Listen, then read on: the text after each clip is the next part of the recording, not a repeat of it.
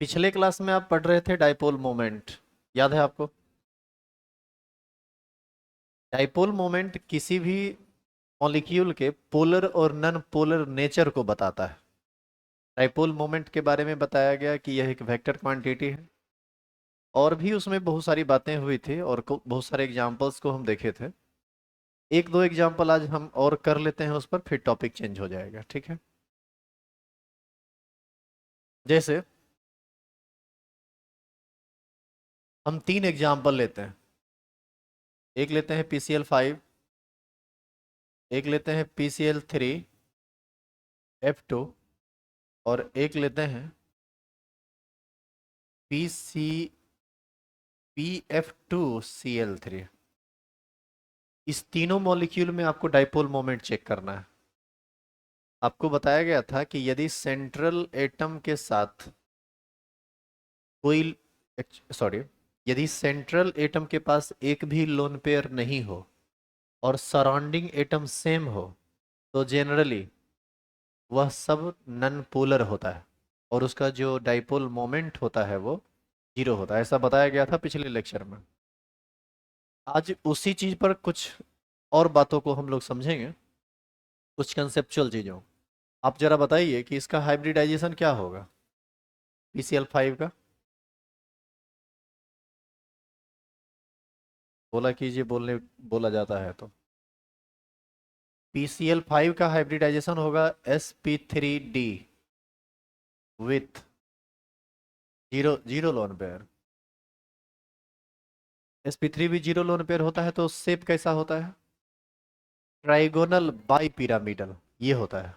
तो trigonal bi pyramidal होता है, तो फास्फोरस को आप बीच में रखिए और कुछ इस तरह से आप एक ट्रायंगल का निर्माण कीजिए। यही था ना? और अब दो Cl का जगह है, एक ऊपर इस तरह से परपेंडिकुलर और एक नीचे परपेंडिकुलर, ऐसे ही रहेगा। तो उसको हम इस तरह से दिखा देते हैं।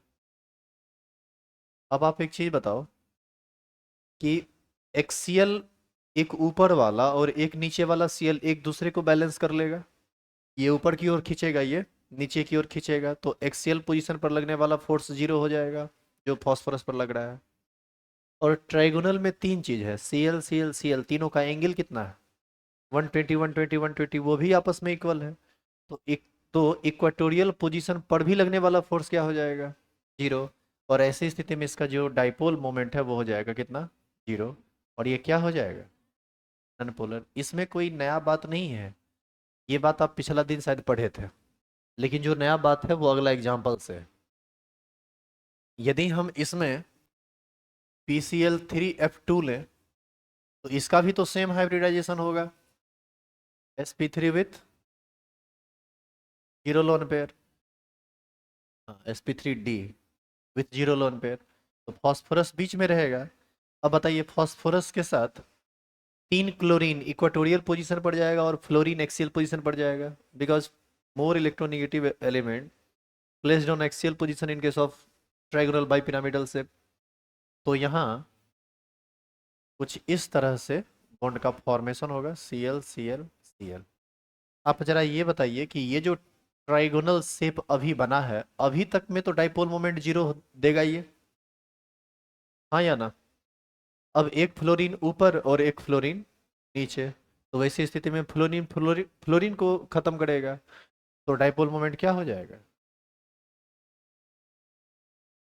इसका भी डाइपोल मोमेंट हो जाएगा जीरो। और ये भी कैसा हो जाएगा? Non polar. ये एक इंपॉर्टेंट बात था इसका। अब आप इसमें देखिए कि central atom does not have any lone pair in this case, and surrounding atoms are not same. Two types of surrounding atoms are present in this compound, but molecule will be non-polar and dipole moment is zero due to the structure of this compound. लेकिन इसी का just अगला case आप लेंगे जिसमें आप किसको लिए हैं? PF2Cl3, यही है ना? तो इसमें भी वही बात होगी हाइब्रिडाइजेशन को लेकर। PCl3F2 या PF2Cl3 एक ही चलेगा। इसका भी हाइब्रिडाइजेशन आपको आएगा sp3d with zero lone pair, ये भी आएगा। लेकिन यहाँ पर बात कुछ अलग है। बताइए तो, फॉस्फोरस को तो खैर सेंटर में हम रखेंगे, यहाँ भी शेप वही होगा, ट्राइगोनल बाइपिरामिडल। आपको यहाँ ये बताना है कि किस एटम को कहाँ रखें। ट्राइगोनल बाइपिरामिडल में सराउंडिंग एटम्स का जो पोजीशन होता है वो दो टाइप का होता है, एक इक्वेटोरियल पोजीशन और एक एक्सियल पोजीशन। तो बताइए, इक्वेटोरियल पोजीशन पर तीन एटम एडजस्ट होगा और एक्सियल पोजीशन पर दो एटम एडजस्ट होगा, एक ऊपर और एक नीचे। तो किसको कहाँ रखें बताओ। हमारी मजबूरी है, फ्लोरीन को हम हमेशा एक्सियल पोजीशन पर रखेंगे। तो एक्सियल पोजीशन पर रखेंगे तो कितना फ्लोरीन है, तो लगता है ये नहीं लिखे थे। ओह तेरी, फिर तो वही बात हो जाएगा ना जी। यहाँ एक्चुअल में हम ये आपको कहना चाह रहे थे, PF3Cl2, तीन दो, दो तीन का कॉम्बिनेशन ले रहे हैं, ठीक है। ये वाला एग्जाम्पल, ये वाला एग्जाम्पल और ये वाला एग्जाम्पल सेम ही हो गया है। इसको थोड़ा बदल देते हैं, PCl3 या PF2Cl3, PF3Cl2 ये कह रहा है। फास्फोरस के साथ यहाँ भी 5 हेलोजन है। तो यहाँ पर आपको क्या करना है, ट्राइगोनल प्लेनर शेप में आप जो इक्वाटोरियल पोजीशन बनाएंगे, तो एक पोजीशन ये है, एक पोजीशन ये है, एक पोजीशन ये है, ये सब कौन सा पोजीशन है, इक्वाटोरियल पोजीशन। और यदि हम एक्सियल पोजीशन की बात करें तो एक पोजीशन ये है, एक पोजीशन ये है। अब इस गोला में एटम को भरना है, कैसे कैसे भरेंगे। एक्सियल पोजीशन पर हमेशा कौन आएगा, फ्लोरीन। तो हम यहाँ पर रखेंगे फ्लोरीन को, यहाँ भी आएगा कौन, फ्लोरीन। दो फ्लोरीन का जगह एडजस्ट हुआ। अब मजबूरी है, एक्सियल पोजीशन कोई है ही नहीं, तो अब कहाँ आएगा फ्लोरीन, तो जहाँ है बचा हुआ है वहीं जाएगा। तो मान लीजिए कि एक फ्लोरीन हम यहाँ दे देते हैं, तो हमारी मजबूरी है कि दो Cl कहाँ डालना पड़ेगा, यहाँ पर। अब आप बताइए कि ये एक्सियल दोनों फ्लोरीन एक दूसरे को खत्म करेगा, डायपोल मोमेंट का, डायपोल मोमेंट को। लेकिन यहाँ पर 120 120 120 का एंगल तो बन रहा है, लेकिन क्लोरीन में और फ्लोरीन में ज़्यादा इलेक्ट्रोनेगेटिविटी किसका है, फ्लोरीन का। तो आपको ऐसा नहीं लगता है कि नेट रिजल्टेंट हल्का सा फ्लोरीन की तरफ भाग जाएगा। डाइपोल मोमेंट बहुत ज़्यादा तो नहीं आएगा इस मॉलिक्यूल का, लेकिन जीरो भी नहीं आएगा ये भी तय, क्योंकि उधर खींचने वाला और इधर खींचने वाला में अंतर है। यहाँ पर डाइपोल मोमेंट कुछ ना कुछ इस डायरेक्शन में भागेगा, और ये नन जीरो डाइपोल मोमेंट वाला कंपाउंड हो जाएगा, और ये कैसा हो जाएगा, पोलर। तो इस तरह से हम समझ सकते हैं कि कौन मॉलिक्यूल पोलर होगा, कौन मॉलिक्यूल नॉन पोलर होगा, किस चीज़ की मदद से, डाइपोल मोमेंट की मदद से। अभी हम लिखते जा रहे हैं, पहले आप हमको लिख लेने दीजिए, बाद में आप उतारिएगा, क्योंकि डाइपोल मोमेंट को ख़त्म करके ही अब हम छोड़ेंगे, उतारना आपको बाद में। अब इधर देखिएगा, अभी जो एक क्वेश्चन आपको दिया जा रहा है, देखते हैं कि कितना आदमी इस पर प्रॉपर तरीके से दिमाग लगा पाता है। ये एक इम्पॉर्टेंट बात होगा।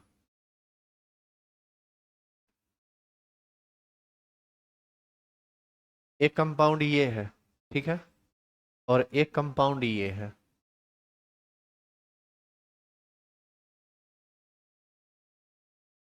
पहले आप बताएंगे दोनों कंपाउंड में अंतर क्या है। उसमें दो डबल बॉन्ड था, इसमें तीन डबल बॉन्ड। आपसे पूछा जाएगा डाइपोल मोमेंट क्या होगा, जीरो या नन जीरो। सबसे पहले यहाँ बताइए तो, डाइपोल मोमेंट जीरो होगा या नन जीरो होगा,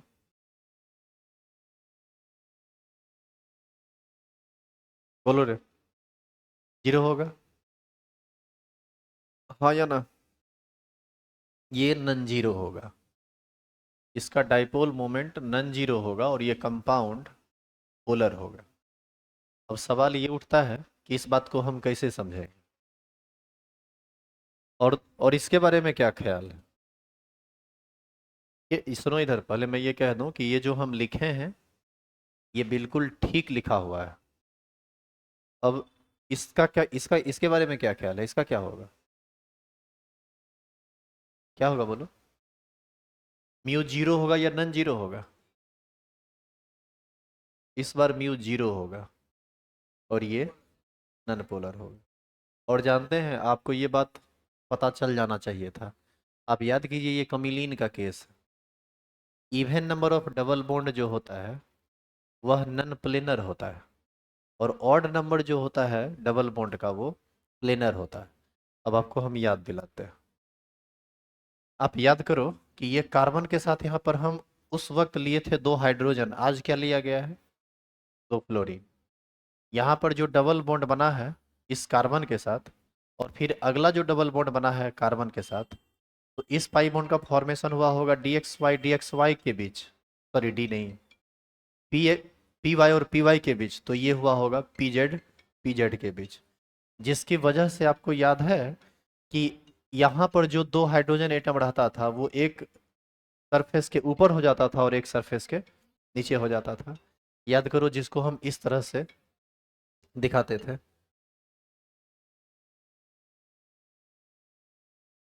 जिसको हम किस तरह से दिखाते थे, ऐसे, याद है ये? आप लोग भूलते भी बहुत तेजी में हैं। यहाँ पर हाइड्रोजन नहीं है, यहाँ तो फ्लोरीन है ना, तो यहाँ पर हम एक फ्लोरीन दिखा दिए, और यहाँ भी एक फ्लोरीन यहाँ है, एक फ्लोरीन यहाँ है। ये इस बात को इंडिकेट कर रहा है कि एक सरफेस के नीचे है और एक सरफेस के ऊपर है। अब बताइए ये पोलर होगा या नॉन पोलर? ये होगा पोलर। काहे होगा पोलर? क्यों होगा पोलर? क्योंकि यहाँ पर डायरेक्शन सही नहीं है। आप ध्यान से देखो, इस जैसे आपको हम कैसे ये समझाएं थ्री डायमेंशनल चीज को। आप आप थोड़ा इमेजिन कीजिएगा, ठीक है? इस कार्बन को हम क्या कर रहे हैं, इस फ्लोरीन, ये फ्लोरीन जो इसके इधर जो जैसे है एक सतह में है, उसमें कोई दिक्कत नहीं है। बस इस फ्लोरीन को यहाँ पर सोचिए और इस फ्लोरीन को इधर सोचिए। तो आपको ऐसा नहीं लगता है कि इसका डाइपोल मोमेंट इस डायरेक्शन में भागेगा? तो इसका डाइपोल मोमेंट इस डायरेक्शन में भागेगा, लेकिन उसका जो डाइपोल मोमेंट होगा इस सरफेस पर उस डायरेक्शन में भागेगा। क्या अपोजिट एंगल बना पाएगा? क्या 180 का एंगल बना पाएगा? तो यहाँ पर जरूर कुछ ना कुछ मैग्नेटिक ये डाइपोल मोमेंट होगा। लेकिन जब आप अगला केस में जाएंगे, इस केस में, तो इसमें क्या है कि कार्बन कार्बन के साथ ये फ्लोरीन फ्लोरीन ऐसे है, फिर डबल बॉन्ड, फिर डबल बॉन्ड और फिर डबल बॉन्ड। यहाँ पर आप याद कीजिए ये प्लेनर हुआ करता था। याद होगा यहाँ पर हम ऊपर नीचे नहीं दिखाए थे, आपको लिखाया भी गया था कि इवन नंबर में नन प्लेनर होता है और ऑड नंबर में प्लेनर होता है। तो यहाँ पर क्या है कि ये ऊपर है तो ये नीचे है। यदि आप एक साथ करके देखेंगे ये, तो ऐसा लगेगा कि ये दोनों एक दूसरे का बिल्कुल अपोजिट है। यहाँ पर जो लगने वाला फोर्स होगा वो जीरो हो जाएगा। तो इस केस में डाइपोल मोमेंट जीरो होगा और ये कैसा हो जाएगा? Non planar. ओ सॉरी, क्या होगा बताइए? Non polar. और ये नन पोलर क्यों हुआ है? Due to planar shape. और वो पोलर क्यों हुआ है? Due to non polar shape. तो इस चीज को आप याद रखिएगा। उतारिए। अच्छा, शुरू से ना उतारिए, पहले आप इसको समझे कि हम क्या क्या बोल बोल के निकले हैं। अच्छा, छोड़ो, कितना हम एक ही बात को रटते रहे। चलो, इसको तुम लिखे हुए हो शायद पिछला क्लास में, PCl5 लिखा हुआ है, ये वाला PCl3F2। एक बार देख लो, ये भी शायद लिखा हुआ है। नहीं लिखा हुआ है? चलिए यहाँ से लिखना शुरू कीजिए। अच्छा छोड़िए ना, यहीं से लिखिए ना, सब एक साथ है, एक जैसा दिखेगा।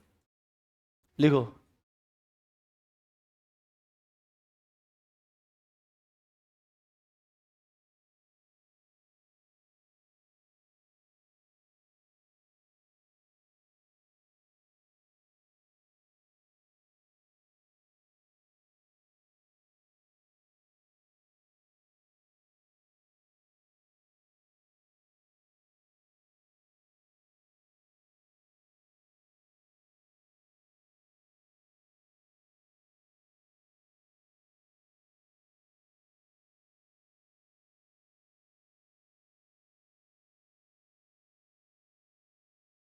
जिसको भी नहीं पता हो ना कि क्लास इस टाइम में हो गया है, थोड़ा बता दीजिएगा, क्या कि बहुत सारे लोग नहीं आए थे पिछला क्लास में।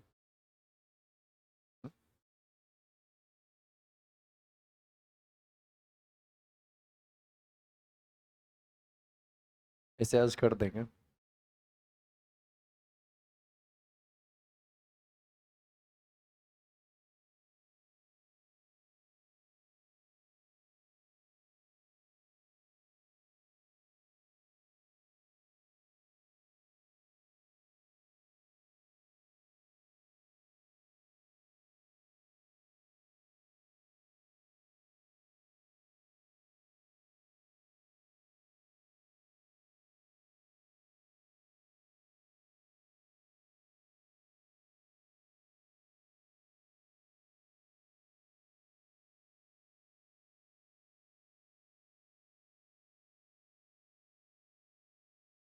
ये हो गया ना, इसको लिखिए।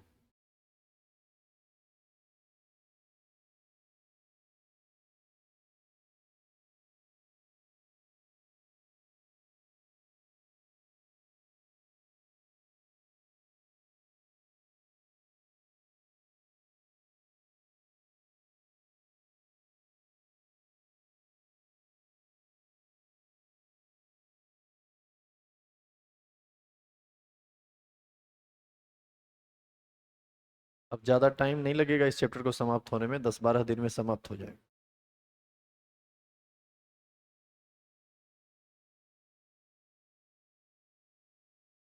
माथा कौन चीज़ पकड़ रही है? 10-12 दिन तो कह रहे हैं, कहाँ 10-20, 120 दिन बोल रहे हैं। हमको कहिएगा तो हम समाप्त कर देंगे 1-2 दिन में। फिर टॉपिक छूट जाएगा आपका, बुक से मिलाइएगा तो मिलेगा नहीं।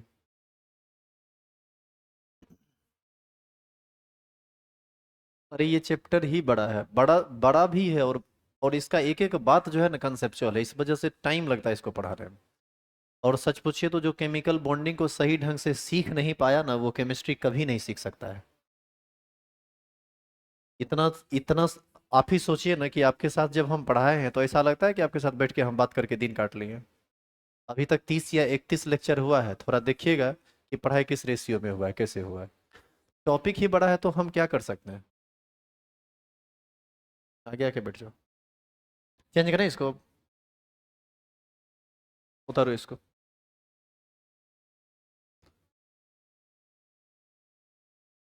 वहां से निकलो, इधर आके बैठो।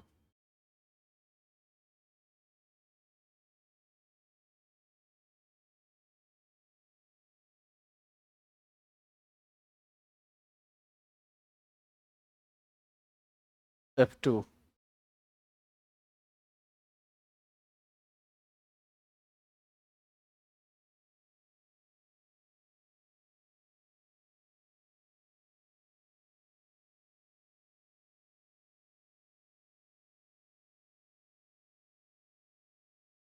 उतारिए इसको।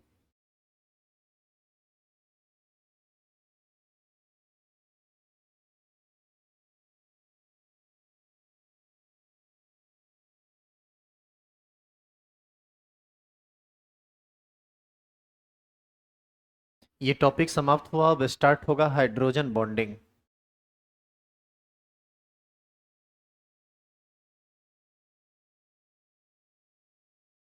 कर दें चेंज। हाइड्रोजन बॉन्डिंग समाप्त होगा तो फिर हम लोग पढ़ेंगे आयनिक कैरेक्टर के बारे में, आयनिक कैरेक्टर, कोवेलेंट कैरेक्टर के बारे में, फजान रूल्स के बारे में। फिर हम लोग पढ़ेंगे मॉलिक्यूलर ऑर्बिटल थ्योरी, वो थोड़ा लंबा चलता है, उसी में हम लोग पढ़ेंगे बॉन्ड ऑर्डर के बारे में।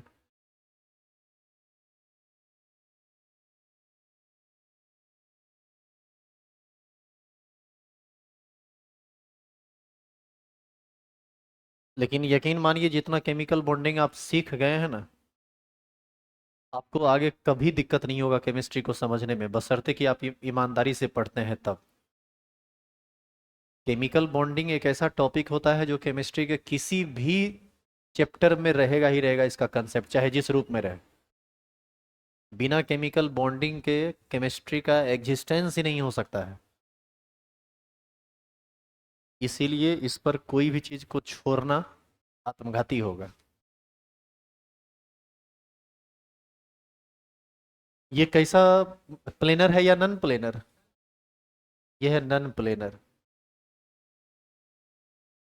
और नन प्लेनर होने के कारण ही ये कैसा हो जाता है, पोलर।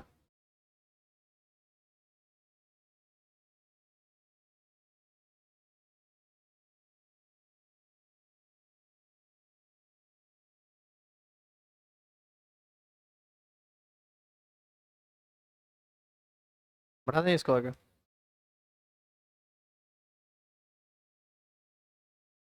लिखिए।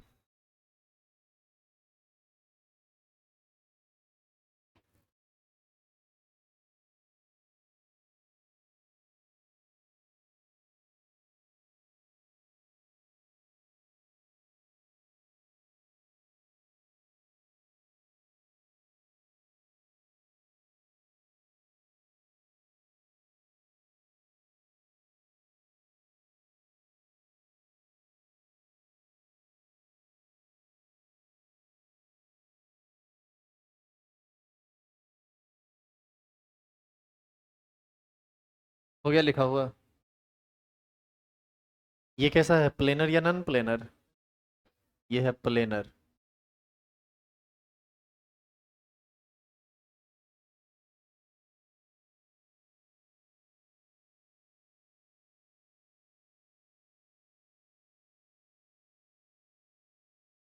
क्या हुआ? थोड़ा पीछे करें, थोड़ा और। हाँ।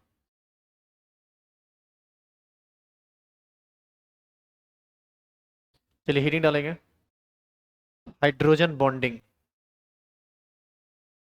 VVI लगा के डालेंगे हेडिंग।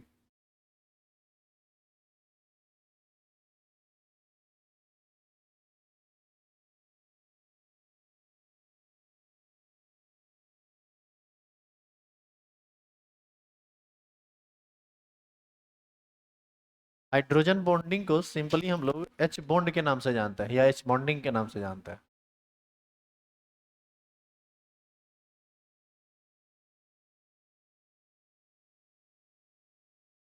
सबसे पहले आप इसके बारे में जानिए कि यह काफी वीक बॉन्ड होता है with respect to covalent bond.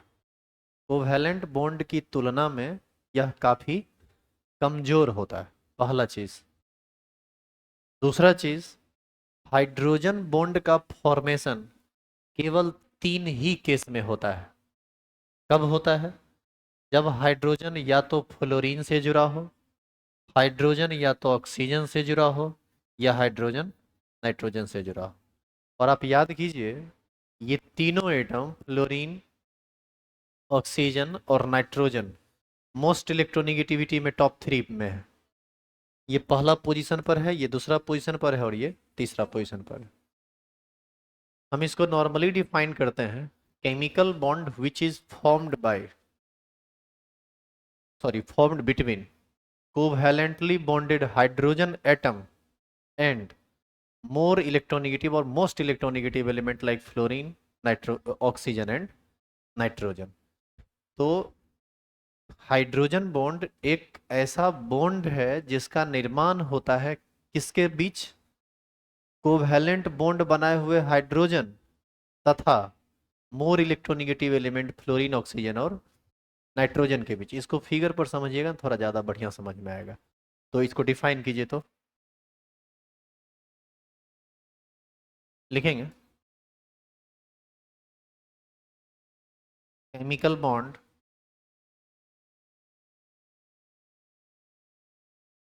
Which form between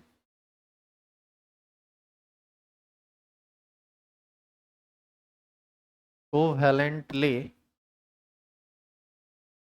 bonded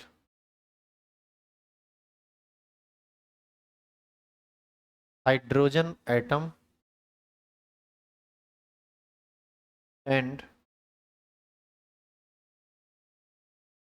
more electronegative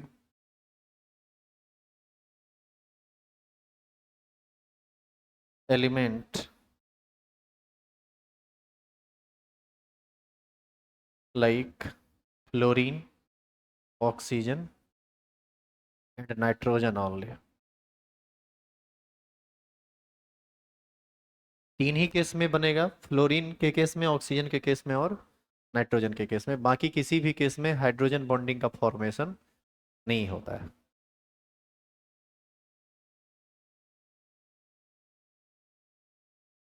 नीचे लिखेंगे, पैराग्राफ चेंज करेंगे। It is weak bond with respect to covalent bond.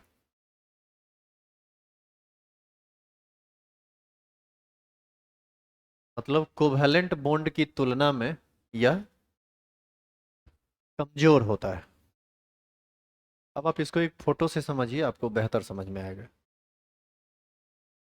देखो, एक मॉलिक्यूल होता है HF, इसको हम लोग बोलते हैं हाइड्रोजन फ्लोराइड।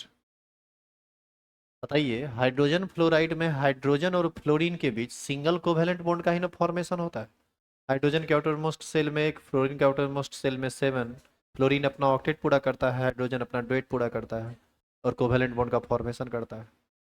आप ये बताइए कि इसमें ज़्यादा इलेक्ट्रोनेगेटिव एलिमेंट कौन है हाइड्रोजन और फ्लोरीन में? फ्लोरीन। इसका तो जोड़ ही नहीं है, ये तो बेचारा बहुत ही कमजोर है। तो इस पर चार्ज कैसा आ जाएगा? Partial negative. और इस पर चार्ज कैसा आ जाएगा? Partial positive. अब मान लीजिए कि आप HF का, अच्छा ये बताओ, किसी बर्तन में यदि हाइड्रोजन फ्लोराइड रखा हुआ है, HF रखा हुआ है, तो क्या उस बर्तन में केवल एक ही मॉलिक्यूल HF का होगा? ढेर सारा होगा, बहुत सारा होगा। तो बहुत सारा होगा तो उस सारे मॉलिक्यूल में से कुछ मॉलिक्यूल को हम लिखने का प्रयास करते हैं। जैसे HF, HF, HF, थोड़ा हटा हटा के लिखे हैं ताकि आप चीज़ों को समझ सकें बेहतर तरीके से। अब आप ये बताइए कि जिस तरह से यहाँ पर partial positive partial negative charge आया है, ठीक उसी तरह से यहाँ पर भी पार्शियल पॉजिटिव और यहाँ पर पार्शियल नेगेटिव चार्ज आएगा, हाँ या ना? इस यहाँ भी आएगा, यहाँ भी आएगा, आएगा ना जी? अब ऐसी स्थिति में ज़्यादा इलेक्ट्रोनेगेटिव होने की वजह से पार्शियल नेगेटिव चार्ज अपने आप में बहुत कम मैग्नीट्यूड वाला चार्ज होता है। लेकिन चूंकि फ्लोरीन बहुत ज़्यादा इलेक्ट्रोनेगेटिव होता है, ऑक्सीजन बहुत ज़्यादा इलेक्ट्रोनेगेटिव होता है, नाइट्रोजन बहुत ज़्यादा इलेक्ट्रोनेगेटिव होता है, तो ये अपने ऊपर इतना चार्ज डेवलप कर लेता है कि यह दूसरे पार्शियल पॉजिटिव के साथ एक बॉन्ड का फॉर्मेशन कर सके, due to different nature of charge. यानी हाइड्रोजन बॉन्ड एक प्रकार का इलेक्ट्रोस्टैटिक फोर्स ऑफ अट्रैक्शन है, जो पार्शियल पॉजिटिव चार्ज और पार्शियल निगेटिव चार्ज के बीच बनता है। अब देखिए तो, इसका पार्शियल निगेटिव और हाइड्रोजन का पार्शियल पॉजिटिव, ये क्या करेगा? दोनों एक दूसरे को आपस में जोड़ लेगा। तो इस मॉलिक्यूल से ये मॉलिक्यूल जुड़ गया, इस मॉलिक्यूल से फिर ये जुड़ जाएगा, इस मॉलिक्यूल से ये जुड़ जाएगा। और आपको ऐसा नहीं लगता है कि इसी तरह से सभी HF आपस में जुड़ जाएगा? तो ये जो बॉन्ड बनाए हैं हम डॉटेड लाइन से, यही कौन सा बॉन्ड है? Hydrogen bond. ये भी है हाइड्रोजन बॉन्ड, ये भी है हाइड्रोजन बॉन्ड। अब समझे कि क्या है हाइड्रोजन बॉन्ड?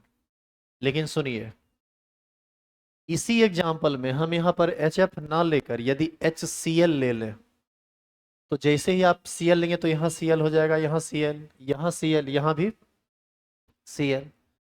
तो हाइड्रोजन पर आएगा पार्शियल पॉजिटिव चार्ज और Cl पर आएगा पार्शियल नेगेटिव चार्ज। चार्ज आएगा, लेकिन ये बॉन्ड नहीं बनेगा, क्योंकि हाइड्रोजन बॉन्ड सिर्फ तभी बनता है जब हाइड्रोजन एटम या तो फ्लोरीन से जुड़ा हो, या ऑक्सीजन से जुड़ा हो, या नाइट्रोजन से जुड़ा हुआ हो, क्योंकि बॉन्ड बनने के लिए चार्ज चाहिए। और चार्ज इसको तभी मिल पाता है जब ये बहुत ज़्यादा इलेक्ट्रोनेगेटिव एलिमेंट जैसे फ्लोरीन, ऑक्सीजन और नाइट्रोजन से जुड़ा होता है। तो यही तीन केस में हाइड्रोजन बॉन्ड बनता ही, यही यही आपको ध्यान रखना है। उतारेंगे इसको।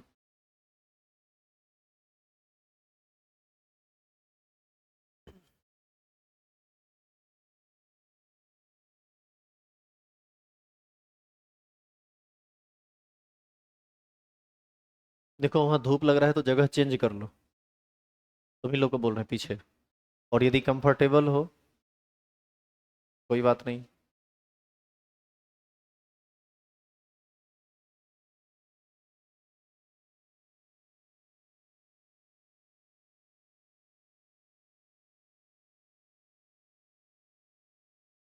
2-4 महीना इवनिंग में पढ़िए आप। अब जब तक ट्वेल्थ में नहीं चले जाते हैं, ट्वेल्थ में जाइएगा तो फिर होगा तो सुबह में कर देंगे, नहीं यदि आपको इच्छा होगा कि इसी टाइम में रहना है तो इसी टाइम में रख देंगे। उस समय टाइम आपके मन के हिसाब से मिल जाएगा। हालांकि यदि के पाठक जी रह गए यदि, तो आपका टाइम यही रहेगा, इवनिंग में ही। इंग्लिश मीडियम सारा सारा बैच इंग्लिश मीडियम सीबीएसई वाला सब इवनिंग में चला जाएगा, और बिहार बोर्ड वाला जितना बैच है सब मॉर्निंग में चला जाएगा। क्या उतार लिए क्या आप?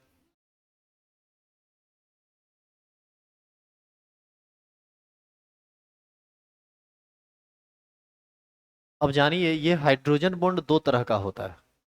एक होता है इंटर मॉलिक्यूलर हाइड्रोजन बॉन्डिंग, और एक होता है इंट्रा मॉलिक्यूलर हाइड्रोजन बॉन्डिंग। ठीक है, लिखेंगे there are two types of hydrogen bond.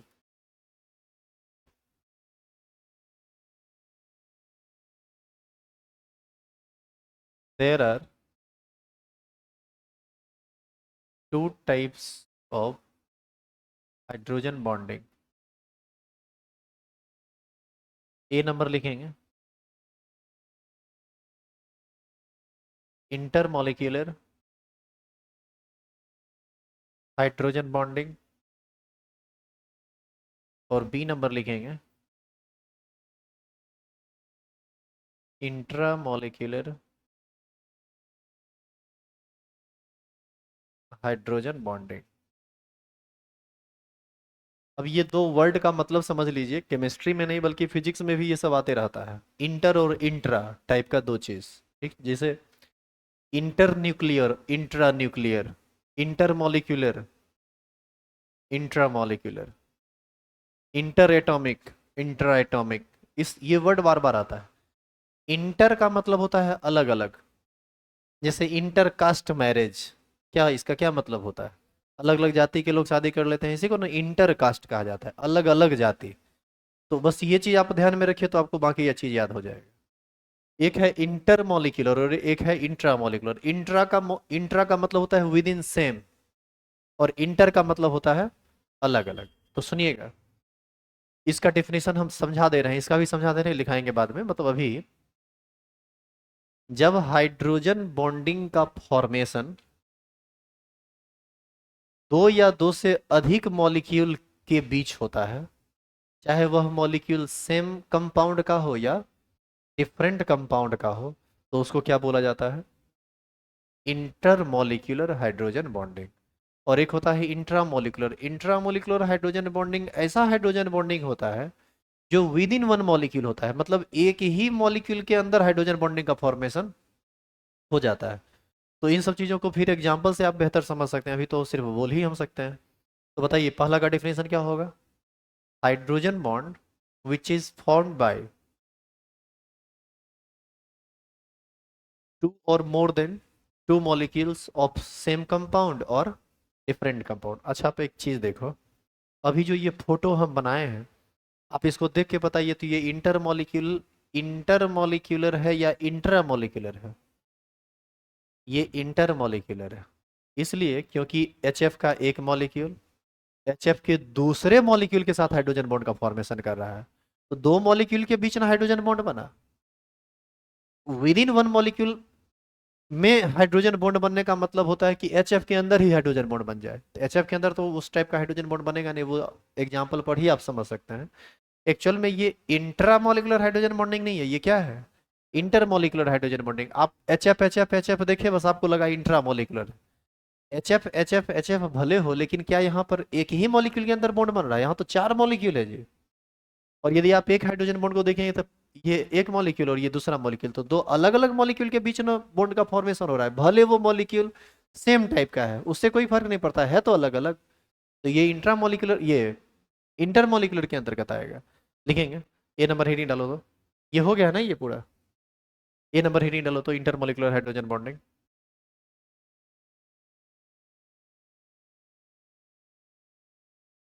Intermolecular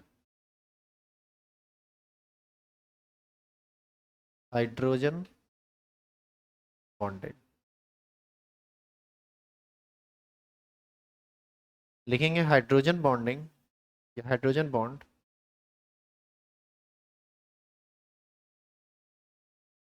which is formed between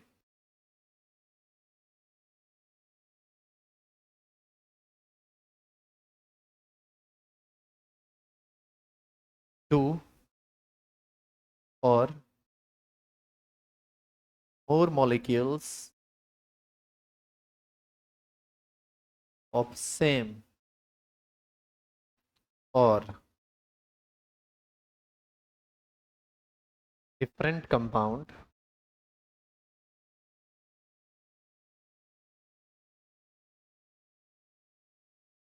is called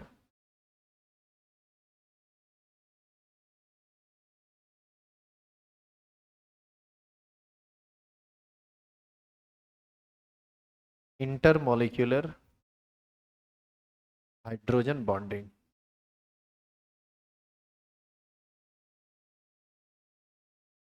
इसका एक नहीं, इसका अलग अलग हम तीन एग्जांपल आपको बताते हैं। ये सब आगे जाइएगा ना 12th ऑर्गेनिक केमिस्ट्री, वहां पर बड़ा जरूरत इसका पड़ता है।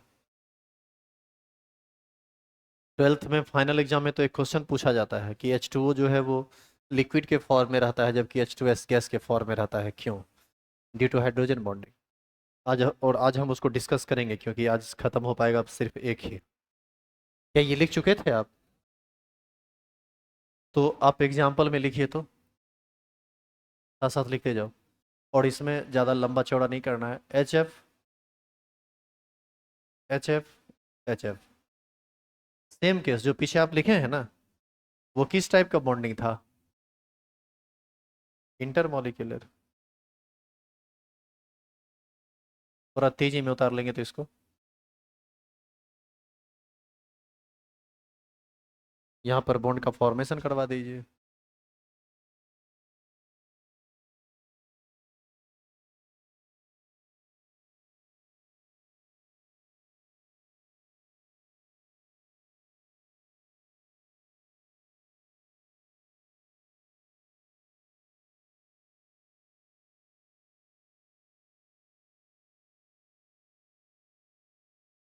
ये इसका पहला एग्जाम्पल है, इसका दूसरा एग्जाम्पल देखिए। देखो तो, HOH, क्या है ये? वाटर। HOH, ये भी वाटर है। HOH, ये भी वाटर है। जरा बताइए तो, इस पर पार्शियल पॉजिटिव चार्ज और इस पर पार्शियल निगेटिव चार्ज डेवलप होगा या नहीं? यहाँ भी partial positive, partial negative, partial positive, partial negative. अब बताइए, एक मॉलिक्यूल दूसरे मॉलिक्यूल के साथ जुड़ जाएगा किस बॉन्ड के थ्रू? इंटरमॉलिक्यूलर हाइड्रोजन बॉन्ड के थ्रू। तो एक बॉन्ड यहाँ बना, हाइड्रोजन बॉन्ड, एक यहाँ बना। क्या लगता है इसी तरह से ये आगे नहीं बनता चला जाएगा? इधर भी बनता चला जाएगा। तो ये हाइड्रोजन बॉन्ड है,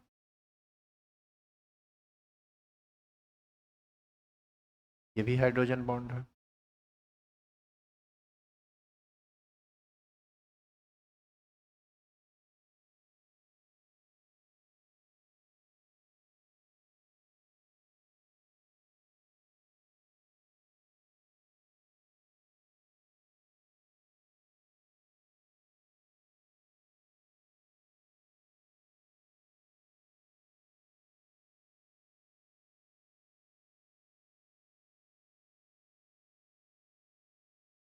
खराब हुआ क्या?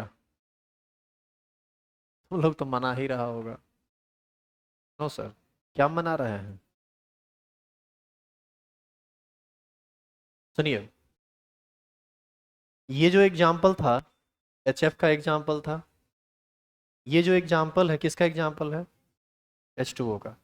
अच्छा एक बात बताओ, एक गिलास में पानी रखा हुआ है, तो पानी है तो H2O का ढेर सारा मॉलिक्यूल है। तो H2O के सारे मॉलिक्यूल्स, सुनिएगा ध्यान से, H2O के सारे मॉलिक्यूल्स आपस में इसी तरह से जुड़े हुए रहते हैं। इंटर मॉलिक्यूलर हाइड्रोजन बॉन्डिंग के थ्रू ही सब आपस में जुड़ा हुआ रहता है। और जब आप उसको गर्म करते हैं, पानी को जब आप गर्म करते हैं, तो ये हाइड्रोजन बॉन्ड ही टूटता है, क्योंकि गर्म होने पर कोई भी बॉन्ड टूटता है, जो कमजोर रहेगा वो पहले टूट जाएगा। तो कोवैलेंट बॉन्ड की तुलना में, जैसे ऑक्सीजन और हाइड्रोजन का ये जो बॉन्ड है, ये तो प्रॉपर कोवैलेंट बॉन्ड है। लेकिन ये जो बॉन्ड है, ये हाइड्रोजन बॉन्ड है, ये जबरदस्ती बना हुआ बॉन्ड है। कमजोर बॉन्ड ये है, मजबूत बॉन्ड ये है, तो आप गर्म करेंगे तो कौन सा बॉन्ड टूटेगा? हाइड्रोजन बॉन्ड टूटेगा। जैसे ही 100 डिग्री सेल्सियस इसका टेम्परेचर होता है ना, ये बॉन्ड पूरी तरह से खत्म हो जाता है। तो ये खत्म होता है तो बताइए क्या यही खत्म होगा कि इसके जैसा सब खत्म हो जाएगा? इसके जैसा सब खत्म हो जाएगा। और जैसे ही खत्म हो जाएगा, बस मॉलिक्यूल हल्का हो जाएगा, अकेला हो जाएगा। और जैसे ही अकेला हो जाएगा, फिर वो लिक्विड फॉर्म में नहीं रहेगा, सीधे कन्वर्ट कर जाएगा किसमें? गैस में, यानी वेपोराइज हो जाएगा। इसका ये मतलब है कि इंटरमॉलिक्यूलर हाइड्रोजन बॉन्डिंग के कारण बॉइलिंग पॉइंट और मेल्टिंग पॉइंट भी प्रभावित होता है। यदि एक मॉलिक्यूल दूसरे को, दूसरा तीसरे को, तीसरा चौथे को कस के पकड़ने लगे, तो ऐसी स्थिति में तो निश्चित है कि उसको बॉयल करना मुश्किल होगा, उसको वेपर में कन्वर्ट करना मुश्किल होगा। यदि वो सॉलिड है तो उसको लिक्विड में बदलना मुश्किल होगा। क्या बात समझ में आ रही है? तो अब जरा सोचिए कि वाटर नेचुरली किस फॉर्म में एग्जिस्ट करता है, किस फिजिकल स्टेट में एग्जिस्ट करता है? लिक्विड में, जहाँ जिस एटमॉस्फेयर में हम लोग हैं। अब जम्मू कश्मीर में यही बात टीचर पूछते, तो वहाँ पर बच्चा बोलता सॉलिड स्टेट में, क्योंकि वहाँ पर बर्फ बना हुआ रहेगा। मान लीजिए टेम्परेचर यदि 0 डिग्री से कम है तो। अगला क्वेश्चन सुनिएगा। यदि हम H2O के जगह पर, अच्छा ऑक्सीजन के ग्रुप का ही एटम है सल्फर। सल्फर के आउटर मोस्ट सेल में भी कितना इलेक्ट्रॉन होता है? 6। ऑक्सीजन के आउटर मोस्ट सेल में भी कितना इलेक्ट्रॉन होता है? 6। लेकिन ऑक्सीजन और सल्फर की तुलना में सल्फर ज्यादा इलेक्ट्रोनिगेटिव नहीं होता है, ऑक्सीजन ज्यादा इलेक्ट्रोनिगेटिव होता है। तो जरा सोचिए आप कि यदि हम इस ऑक्सीजन के जगह पर सल्फर ले लें, सल्फर ले लें, सल्फर ले लें, तो क्या ये हाइड्रोजन बॉन्ड बनेगा? हाँ या ना में जवाब दीजिए। नहीं बनेगा, क्योंकि हाइड्रोजन बॉन्ड दो तीन ही केस में बनता है, ऑक्सीजन, फ्लोरीन और नाइट्रोजन के केस। तो जब हाइड्रोजन बॉन्ड बनेगा नहीं, तो ये एक मॉलिक्यूल दूसरे मॉलिक्यूल के को पकड़ने के लिए जिम बाध्य नहीं है।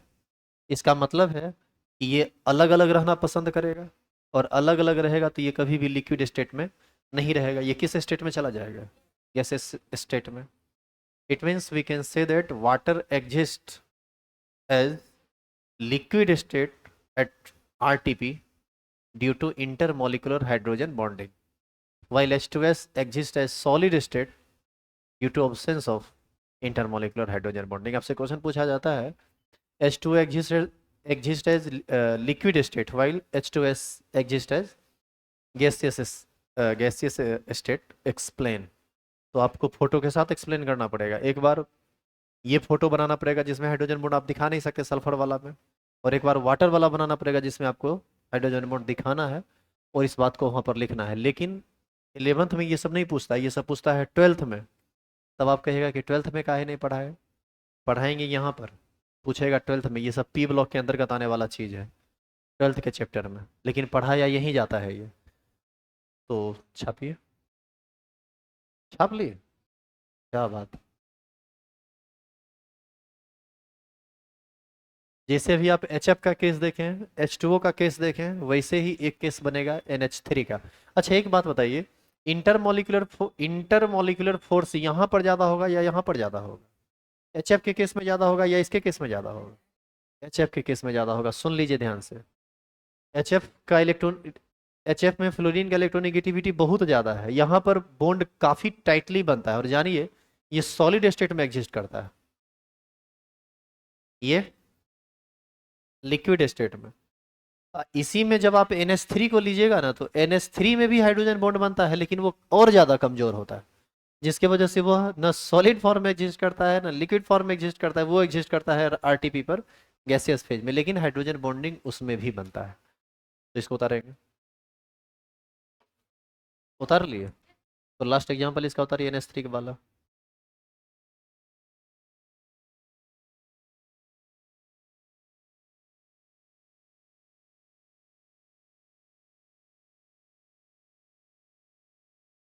टाइम हो गया? कहाँ कहाँ कौन चीज का टाइम हो गया? आप कह रहे हैं कि लास्ट एग्जाम्पल उतार लीजिए। लास्ट मतलब लास्ट। सुनो इधर, NH3 वाले केस में क्या करेंगे हम लोग? NH3 में नाइट्रोजन के साथ 3 हाइड्रोजन रहता है ना, तो आप यहाँ पर बीच में नाइट्रोजन दिखा देना, ऊपर पर एक हाइड्रोजन, यहाँ भी ऊपर पर एक हाइड्रोजन, यहाँ भी ऊपर पर एक हाइड्रोजन। एक हाइड्रोजन के साथ एक नाइट्रोजन क्या बना लेगा? हाइड्रोजन बॉन्ड, तुम समझा कि हम क्या बोले? तो बनाओ तो अपने से फोटो। समझा ही नहीं, बकलोल। समझ गया? बनाओ। अरे हमारे भरोसे अभी तक देख रहा है कि कब हम लिखना शुरू करेंगे तो उतारना शुरू करेंगे। सब पॉकेट मार पहुंचा है।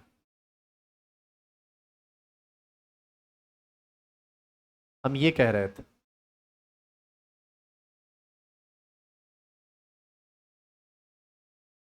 बोलिए।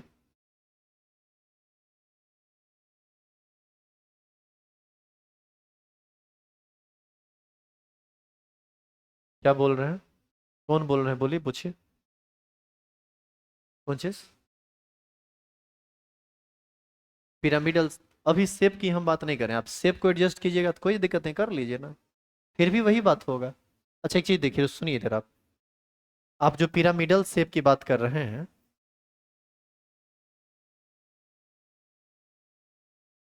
ऐसा ही शेप बनेगा।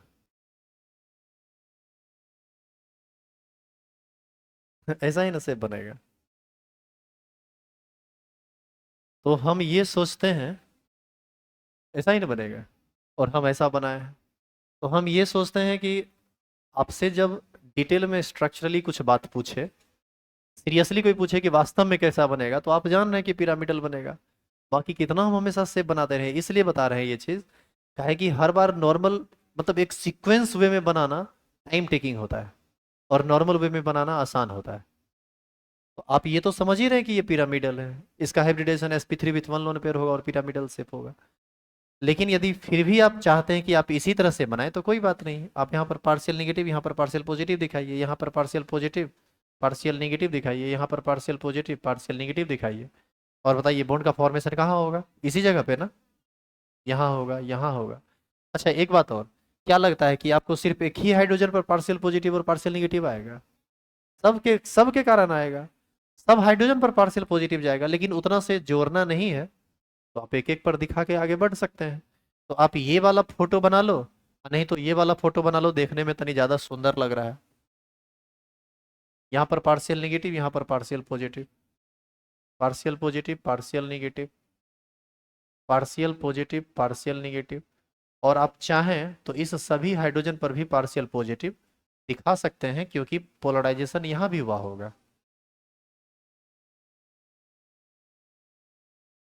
अब आप कहेंगे कि सर पार्शियल पॉजिटिव यहाँ दिखाए तो फिर नाइट्रोजन पर पार्शियल निगेटिव दिखाइए।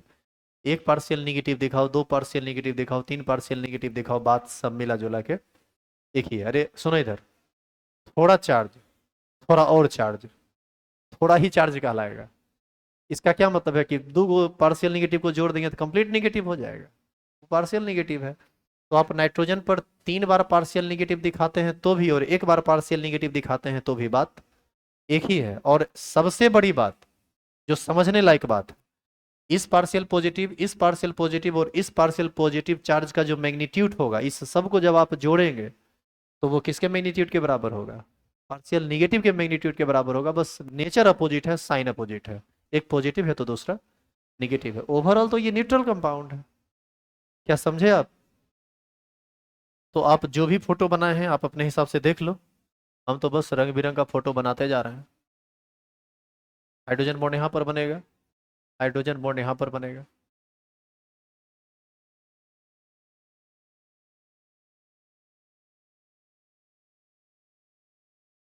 हालांकि एक सच्चाई ये है कि ज्यादा बेहतर फोटो ये है, क्योंकि इसमें परफेक्शन है। लेकिन उतना परफेक्शन हम लोग मेंटेन नहीं कर पाते हैं हमेशा केमिस्ट्री में, क्योंकि चीजें जब तेजी से चलती रहती है तो हम लोग स्ट्रक्चर को सही तरीके से हमेशा नहीं बना पाते हैं। लेकिन मन में तो एक परफेक्शन रहना चाहिए कि वास्तव में वो कैसा है। तो आप दोनों में से कोई भी फोटो बना लेंगे।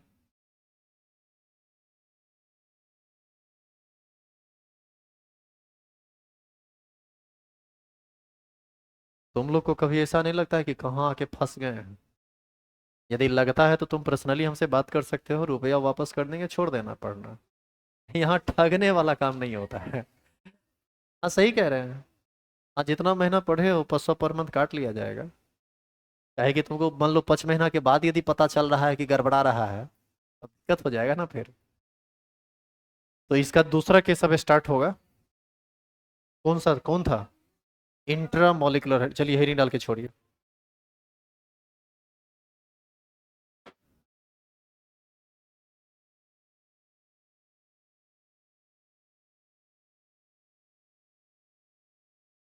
Intra molecular hydrogen bonding.